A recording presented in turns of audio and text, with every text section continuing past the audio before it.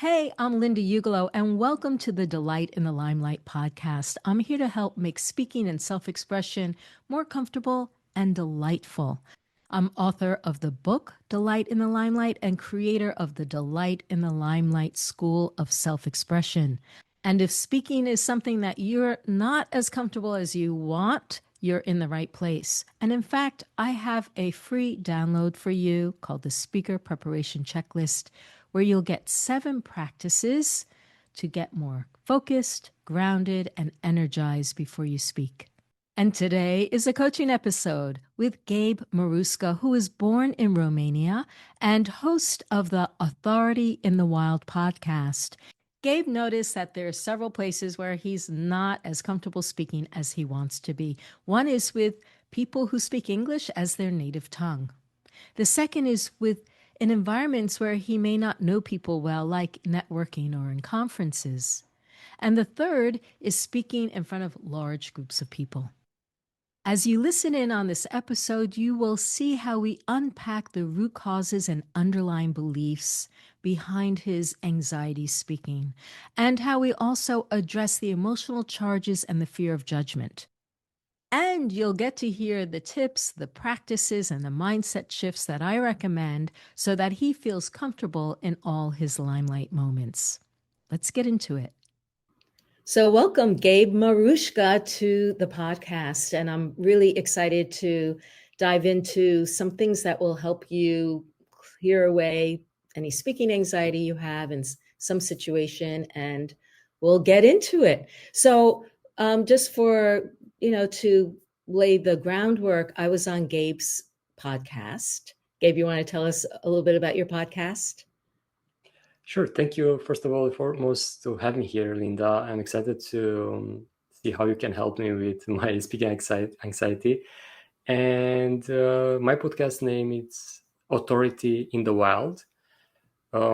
It's a new name. I ran this podcast as the Nomad Entrepreneur Show before, and I just rebranded, so I'm excited to see the direction. But briefly, I have unscripted conversation with thought leaders and experts in different industries to unlock those raw insights that usually they don't share anywhere else. So the listeners can actually apply what they learn from our conversations. That's great. That sounds great. So I wanted to bring that up, first of all, to plug your show, but also to let people know that even when, we're comfortable someplace in our lives, like being a podcast host, that doesn't mean that we don't have other places where we're not as comfortable speaking. And of course, my mission is for everyone to feel comfortable wherever they speak. So that's why I invited Gabe onto the show. So thank you so much. So Gabe, where are you from originally? I'm originally from Romania. Romania. Small region called Transylvania. Yes. That was one of our connections, because one of my obsessions early on in my life was village music from Transylvania. And I had a small band. That's right. That was a fun connection. And now you're living where?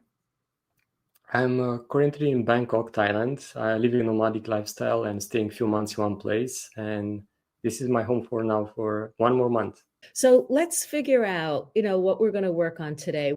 So often I am pretty comfortable in a conversation like this that you have right now. And my own interviews, and as well in a professional environment, like having a client call or consulting my clients. I don't have any problem finding my words, especially because I'm talking about the subjects that I'm good at.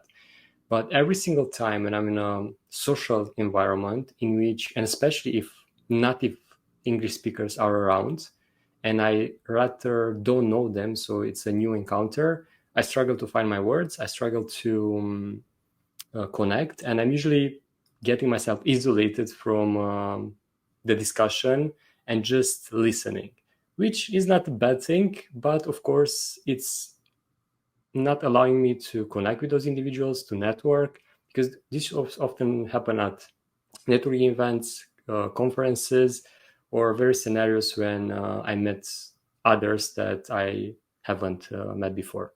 Mm-hmm. So there's strangers and native English speakers. Yeah, those two are the characteristics. Okay. All right. And is there any other area where you feel uncomfortable speaking? Have you ever had a speaking experience that didn't go as you wished it had? Yes, actually, my first connection with public speaking was almost 12 or 13 years ago. So I was invited in a co-working space back in my home country of Romania to host a small workshop for aspiring freelancers. Back then I was a freelancer and with all honesty, quite successful one. And they found me on a freelancing platform and they invited me to tell others how to become a freelancer. And even that the talk was in my native language, I didn't expect to have in front of me a massive audience. So almost 200 people show up when I expected to be maximum 10 to 20 individuals. And when I entered the room, I was stuck. I didn't find my words. I basically destroyed the Romanian language in the first 5 minutes. But after those 5 minutes, that felt like a lifetime. I started to talk, and everything turned out well. And I even told, because I co-host that with someone else, to do it again. But guess what? I never did. At least not until 3 or 4 years ago, when I have the courage to step again in front of a live audience. And even then, every single time I do that, because now I host quite often live workshops, I'm still having that initial fear at the beginning. Like, what if, I don't know, something unexpected happened, like that encounter with a lot of individuals that I wasn't prepared for? What I do to avoid that is kind of using a trick to have in the audience some people that I know, like my wife, some friends that are around. I invite them and I tell them to be in the front seats, so I have some familiar faces. But apart of that, my heart is still racing before talking. I'm still feeling that I'll forgot everything that I know, even that are things that I'm talking about them daily. And here, this is interesting because even that is I'm talking about my expertise, comparing to the one-on-one interaction with a client on a Zoom call. This in front of others, of a live audience, are different. I'm still talking about my audience, my expertise, but I have that anxiety that something will go wrong. I'll be judged. I don't know. I won't be seen as the expert, and so on.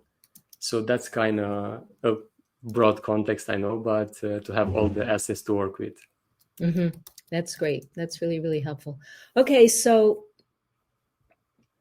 it feels like these two things have some overlap to it, because in the first situation where you're, let's say, in a casual interaction with native English speakers, but they're people that you don't know.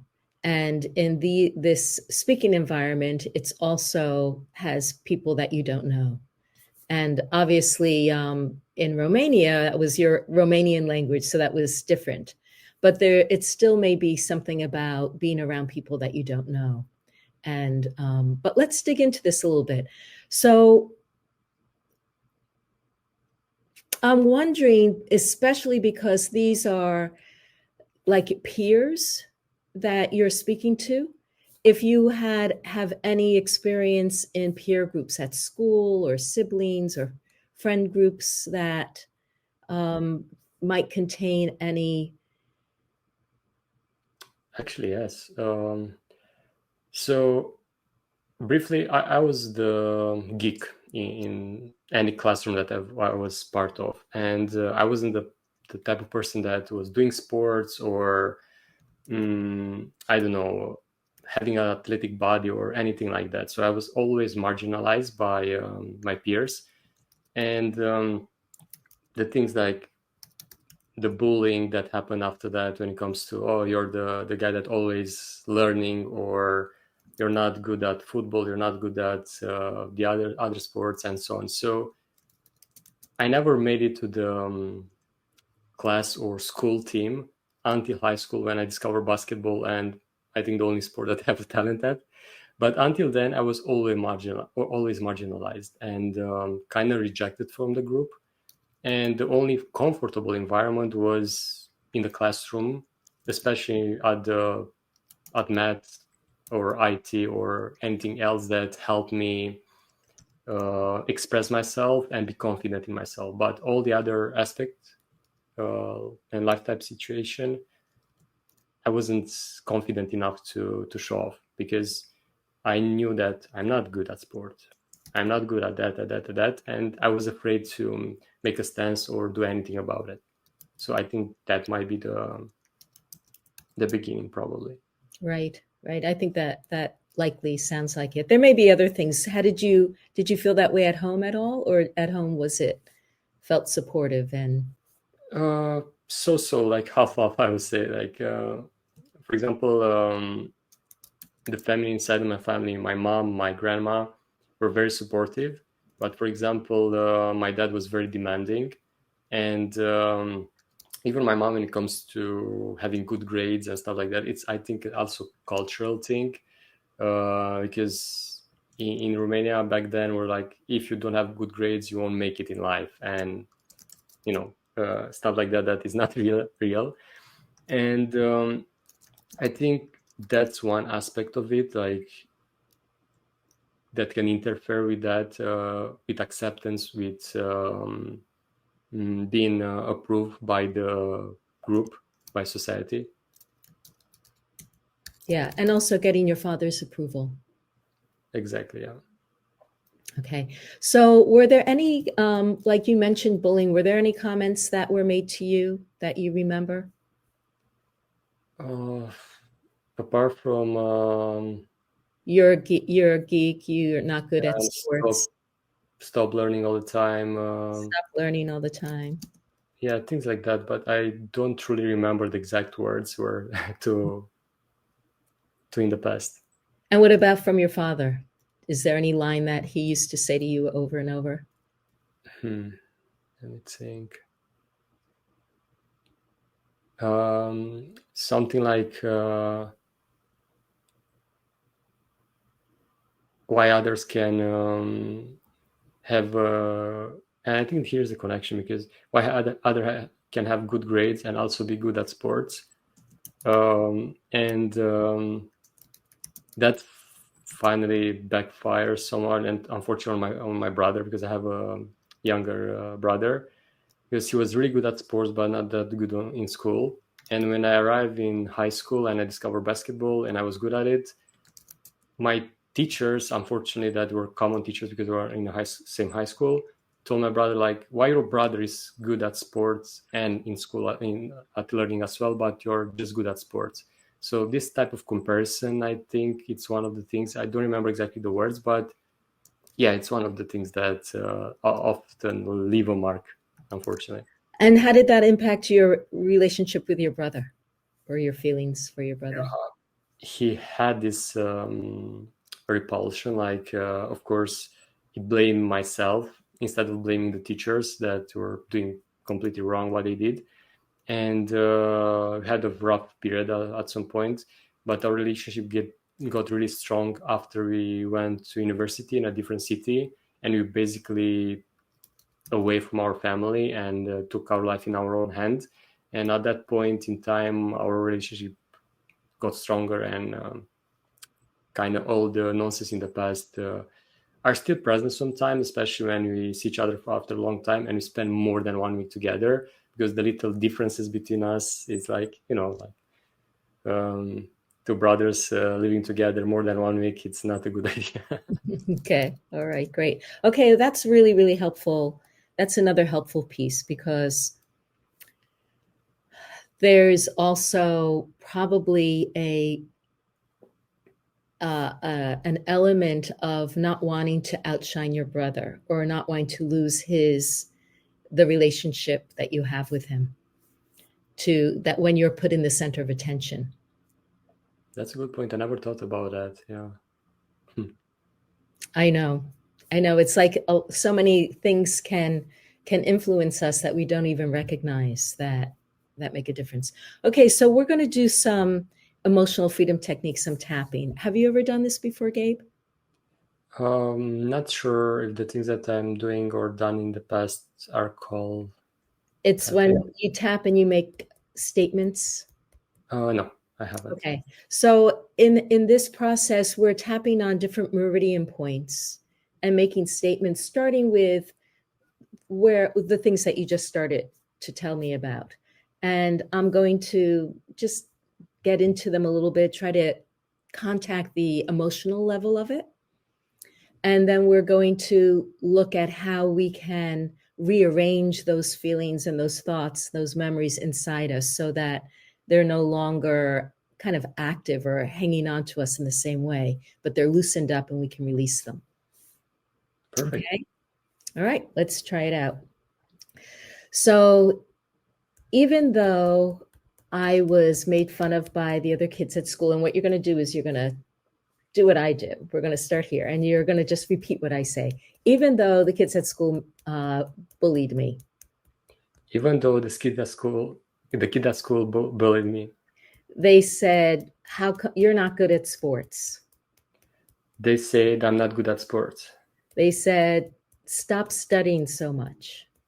They say to stop studying so much. I love and accept myself just as I am. I love and accept myself just as I am. Even though my father was demanding. Even though my father was demanding. And he wondered, why am I just good at grades and not at sports?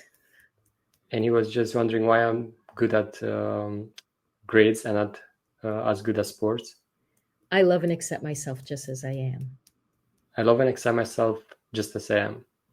Even though the teachers told my little brother, did the same thing to my little brother. Even though the teachers said the same thing to my little brother. In the opposite way. In the opposite way.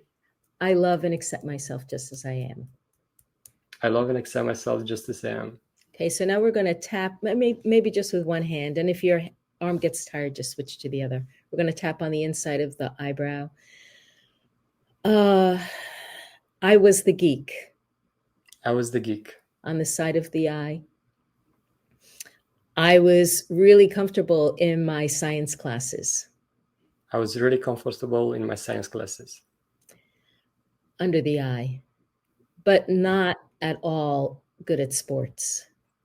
But not at all good at sports. Under the nose. The other kids didn't appreciate me. The other kids didn't appreciate me. On the chin. They made fun of me. They made fun of me. On the collarbone. They kind of rejected me. They kind of rejected me. Under the arm, on the ribs. I felt marginalized. I felt marginalized. On the top of the head. I felt on the outside. I felt on the outside. The eyebrow again. I really wanted to be a part of the group. I really wanted to be part of the group. On the side of the eye. But I didn't feel accepted. But I didn't feel accepted. And I would like to let go of needing to feel liked. And I want to let go needing to feel liked. Needing to feel liked. Needing to feel liked. By everybody. By everybody. Because the truth is, I don't feel close to everybody. Because the truth is, I don't feel close to everybody. I don't feel like I need to feel close to everybody. I don't feel that I need to feel close to anybody. No, it's okay if not everybody feels close to me. So it's okay if not everyone feels close to me. But they can still like me. But they can still like me. Or they can not. Or they cannot. And I'm okay either way. I'm okay either way. I would like to be able to look at the audience and feel their friendliness. I would like to be able to look at the audience and feel their friendliness. To feel like they're as interested to be there as my family members. To feel that they're so interested to be there like my family members. And my best buddies. And my best buddies. I would like to feel like I look at them as really nice people, like to feel like look at them as very nice people, that I look at them as my guests. and look at them as my guests. On the collarbone. I know you're thinking about this. That I'd love to feel grateful that I get to speak to them. That I like to feel grateful that I speak to them. Under the arm, like it's a bit of an adventure. Like it's a bit of an adventure. Like we're traveling to new places. We're traveling to new places. We're meeting new people. We're meeting new people. And it's all a surprise. And it's all a surprise. And it's all an adventure. And it's all an adventure. And most people I found are really nice these days. And most people I know are really nice these days. People I meet on the podcast. People I meet on the podcast. People I meet at events. People I meet at events. Maybe I don't need to feel so worried anymore. Maybe I don't need to feel sorry anymore. Maybe I don't need to worry about being good enough anymore. Maybe I don't need to worry about being good enough anymore. Maybe I don't need to worry about being good at sports anymore. Maybe I don't need to be worried to be good at sports anymore. Maybe I can just be myself. Maybe I just can't be myself. And I can just trust that there are going to be people who really like me. And I just kind of stress that there are going to be people that really like me. They're going to like me because we have shared interest. They're going to like me because we have shared interest. They're going to like me because they like my Romanian accent. They're going to like me because they like my Romanian accent. I come from trust. Yeah. They're going to like me because I'm a cool guy. They're going to like me because I'm a cool guy. And because I'm very friendly. And because I'm very friendly. And I'm warm. And I'm warm. And I help people feel more comfortable. And I help people feel more comfortable. Because I'm very open-hearted. Because I'm very open-hearted. And I generally like people. And I generally like people. And I'm curious about them. And I'm curious about them. And I'm also really excited about my subject matter. And I'm also really excited about my subject matter. I love sharing the things I know. I love sharing the things I know. I'm passionate about the things I know. I'm passionate about the things I know. And I don't want anything to get in the way. And I don't want anything to get in the way. I want to feel free to share my passion. I want to be free to share my passion. I want to feel free to share my stories. I want to be free to share my stories. I want to be free to be myself. I want to be free to be myself. Without any inhibition. Without any inhibition. I don't want to feel like I don't want to dim my light. I don't want to dim my light. I don't want to feel like it's bad to shine my light. I don't want to feel that it's bad to shine my light. Even though my teachers bullied my younger brother. Even though my teachers bullied my younger brother. And they made me feel self-conscious about having it all. And made me feel self-conscious about having it all. I didn't want him to feel jealous of me. I don't want him to feel jealous of me. And not like me anymore. And not like me anymore. Because I really love him. Because I really love him. He's my little brother. He's my little brother. I wanted him to look up to me.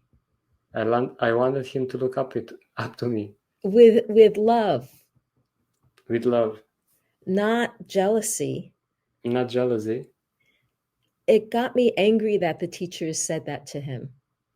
It got me angry that the teacher said that to him. I thought that was really immature, actually. I thought that was really immature, actually. I thought that was wrong of a teacher to do. I thought that was wrong for a teacher to do. And it put me in a really uncomfortable situation.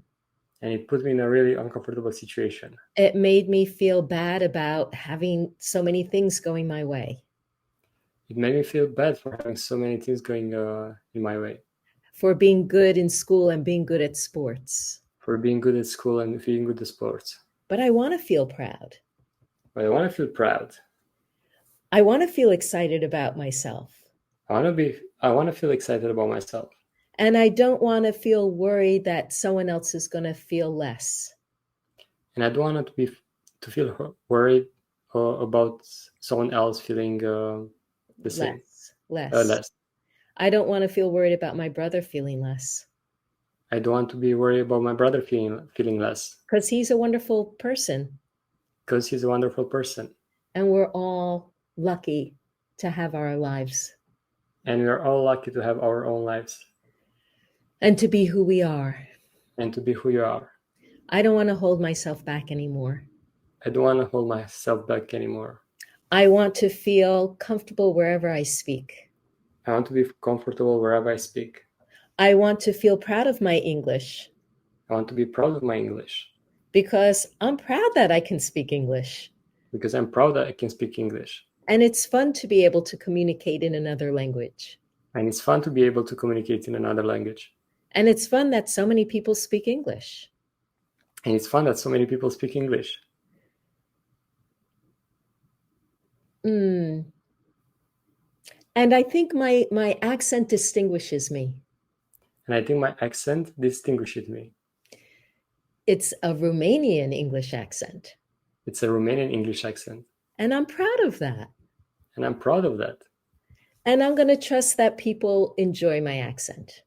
And I'm going to trust that people enjoy my accent. And that people enjoy me. And that people enjoy me. Because that's how I want to feel. Because that's how I want to feel. I love and appreciate exactly who I am. I love and appreciate exactly who I am. I love and appreciate my ability to speak English. I love and appreciate my ability to speak English. I love and appreciate my comfort speaking English with anyone. I love and appreciate my comfort of speaking English with everyone. I make connections with people beyond. I make connections with people for lots of different reasons. I make connections with people for lots of different reasons. And I enjoy finding our common interests. And I enjoy finding our common interest. And I enjoy finding what's interesting about them. And I enjoy finding what's interesting about them. And I enjoy learning from other people. And I enjoy learning from other people. And sharing about myself. And sharing about myself. I'm ready to feel confident wherever I speak. I'm ready to feel comfortable wherever I speak. And that feels exciting to me. And that feels exciting to me. I am looking forward to speaking to some native English speakers now. I'm looking forward to speaking to some native English speaker right now. I'm looking forward to seeing what that feels like. I'm looking forward to seeing what that feels like. I'm looking forward to standing on the stage. I'm looking forward to standing on the stage. Under the arm. And seeing what that feels like now. And seeing how that feels like right now. I am excited about my speaking journey. I'm excited about my speaking journey. And having it feel more and more comfortable. And I want to feel that more and more comfortable. And feeling more and more skillful. And feeling more and more skillful. And feeling more and more credible. And feeling more and more credible. And accepting exactly where I am. And accepting exactly who I am. And where I am on my journey. And where I am in my journey. I love and accept myself just as I am. I love and accept myself just as I am. And stretch out.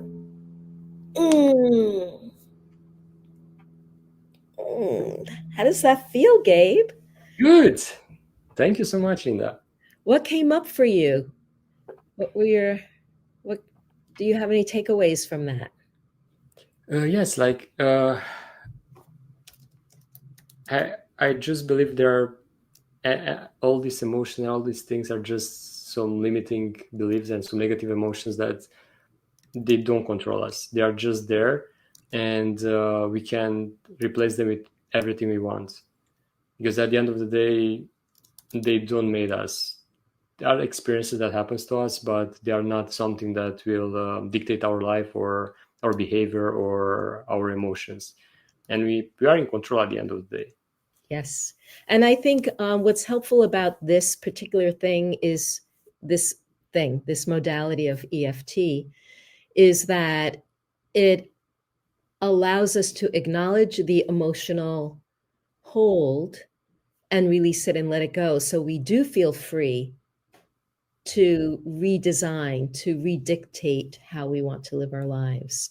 But I personally feel that until we acknowledge those feelings, those emotions, that they won't move. But when we unpack them this way, they're free to reorganize. Indeed, because most of the time we're not aware that certain things impacted certain actions or feelings that you had. Like the exact same thing that you mentioned regarding my brother and the way teachers told them. I had no idea that that can be something that affect. I knew that affected him, but I had no idea that will affect me as well. And does that ring true that it did affect you in some way? Yeah. That you felt like you were holding yourself back so he would feel more comfortable? Yeah, and that happened quite a lot, and especially in situation in which I knew that he's not really comfortable being on in, because yes, you have different trajectories in our lives. So I always try to have a step back when we are in a situation in which he might feel uncomfortable. Uh, Yeah, so you so hold yeah, yourself back to protect him. exactly. Yeah. Yeah, yeah. And what about the friend group and your dad? Does that sit with you in a new way? Yes, absolutely. And now actually, no, I'm thinking because I keep on postponing. There is a weekly meetup that's happening here in Bangkok for entrepreneurs, and I always come up with excuses, even that I wanted since I arrived to go, and now I cannot wait to for the next week to come to join. So thank I you so much. love that. I love that. And I expect to hear how it went for you. Yeah, you'll Yeah, have to definitely. I'll keep you updated because I was just inventing excuses and things that, oh, I'm busy, that and that. And in reality, I really wanted to go, but yes, probably this fear of showing up again in front of a bunch of people that I don't know, and most of them native speakers. Mhm. But now I'm really excited. Can't wait to go. That's great. I'm very, very excited for that. Now, I do want to address getting on stage.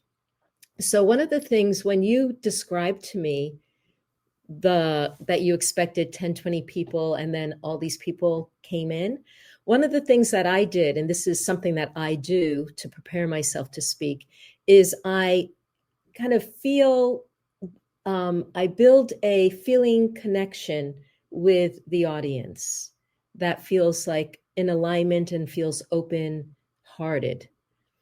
And so, like, I would imagine in my mind, just in a flash, like the group getting larger and larger, and I'm just like in myself connecting with them on a energetic level. Just we're kind of maybe heart to heart, feeling everyone's heart together, or feelings everyone being together, that we're all here together. We're sharing this experience. And So you do that before you step on the stage, absolutely. like So let's say somebody calls me up and they say, "Will you speak to this group?" I immediately do that. I immediately start creating my relationship on an energetic level to that group. And then anytime I'm working on the talk or the workshop or whatever it is, I spend a moment to reconnect with that feeling of those people.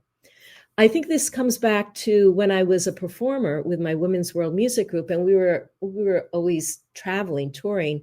We'd go into a space and we'd stand up on the stage area as we warmed up our voices and warmed up our bodies.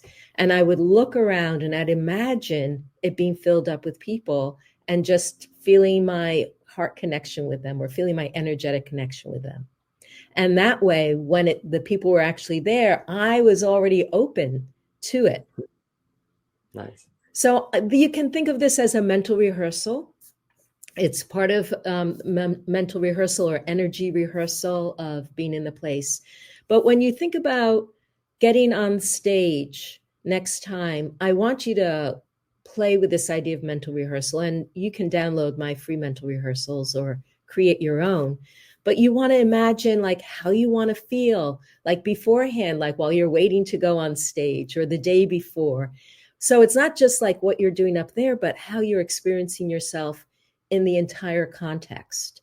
And then imagine yourself going on stage and imagine how you want to be that moment when you open up your mouth. You know, like what's the energy you want to feel in your body? What's the sound of your voice? You know, what's the energy that you bring to your speaking?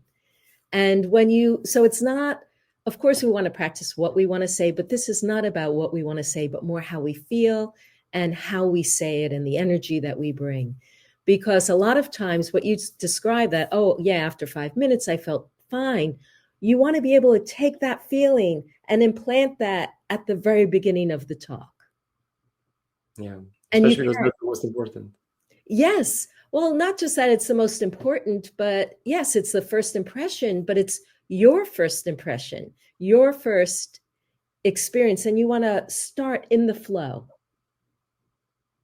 Yeah, thank you so much for that. And indeed, because now whenever I do any workshop or similar, and instead of thinking about how and the energy that I want to transmit, I was thinking at least about all the things that can go wrong, like, and usually they happen, like technical difficulties, like the projector is not connecting or the remote control is not working or whatever. And I'm thinking about those, and when I'm thinking about those happen instead of focusing on the audience and not Right. on the. Now, at the same time, so yes, what I like what you brought up are two things. One is that whatever we're focused on is what we are prepared for. If you're not focused on bringing your best energy, that's not going to happen because Sure. that's not where your mind is. Your mind is in troubleshooting. However, it's worth it to think about what your plan is when the slides don't come up, when the sound goes off, when the lights go off, or whatever it is. We want to be able to be prepared for that as well, and be prepared in a way that feels entertaining or poised or serene, competent, so that, yeah, we want to be, I mean, all those things all do happen. And we want to feel like, yeah, that's cool. That's all right. Mistakes can happen, not just tech mistakes, but our mistakes. I talk about this a lot, that it's okay if you forget what you want to say. Like if you lose, like, where was I? And you can just ask, where was I? And let people shout that out to you. And that's a little audience interaction. It doesn't have to be a big deal. So when things go wrong, it makes it more memorable, it makes it more distinct, and we can lean into them and make a moment out of them. It's kind of like we're improvisers, and Yeah, we absolutely. we play with that moment. Improvisers use whatever comes up as, part of the show. It's part of the show. Yeah, true, because things can go wrong, but when they go, if we don't, I don't know, if they don't cripple our talk or our performance and just enhance them in some way. And yeah, this type of funny things. I remember I was hosting a workshop, and speaking of remembering, I had no idea where I left. And for some reason, for some intentionally, I made the slides really brief and just focus on the small details, not having like a list of text there. And I just improvise in a fun way. And the audience, for the first time in the presentation, felt engaged and felt they're part of something rather than a bunch of people just listening to a stranger. And yeah, often I'm when I'm at conferences and seeing people starting with some sort of public involvement start, like, I don't know, raising everyone up or making them raise a hand, asking questions to raise a hand if they are connected with that topic or whatever. And I still don't have such a thing, and I'm thinking like, what can I do? And sometimes I'm introducing the Transylvanian part, and then, oh, no worry, I'm not a vampire or something like that. And some of them some they never heard about Transylvania and Dracula and so on, so they start looking at what this guy is trying to say. Or Yeah, like in Bangkok, they might not have heard it, but in the exactly. US, they will have heard it. That's right. Isn't that funny? Yeah, and so I'm trying this type of small things, but sometimes happen indeed. Like you're in a group of people that don't know the joke or the inside joke, and they're like, "Huh, what the heck is this guy trying to say?" Yes, So yes. you need to be very careful. What maybe to I need to choose something that everyone understands, or Yeah, to get that connection with the public from the beginning. yeah.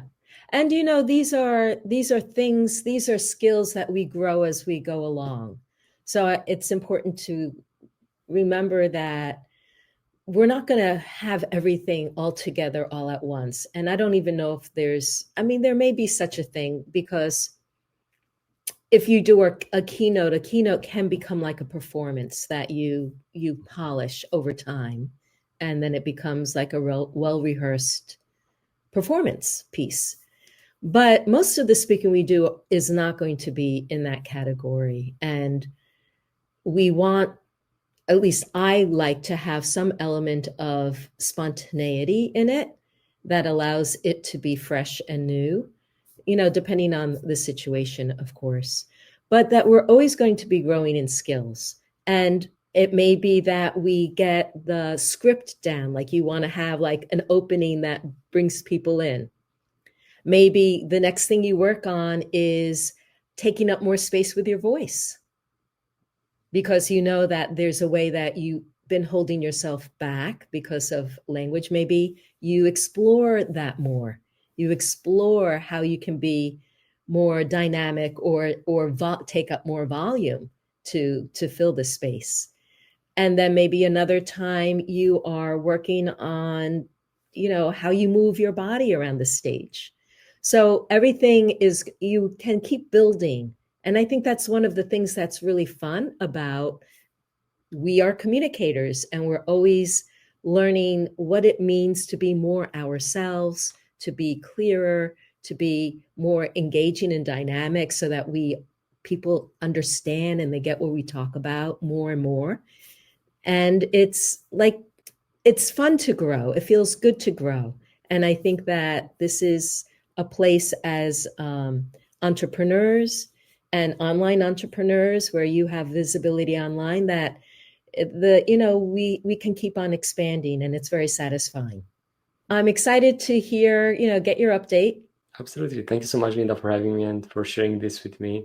And as I mentioned already, that I'm feeling better and can't wait to prove it by showing up, and without letting others judge me, or being tied down by the fear. Because at the end of the day, as I mentioned, it's just an emotion that we can control. Yes, that's excellent.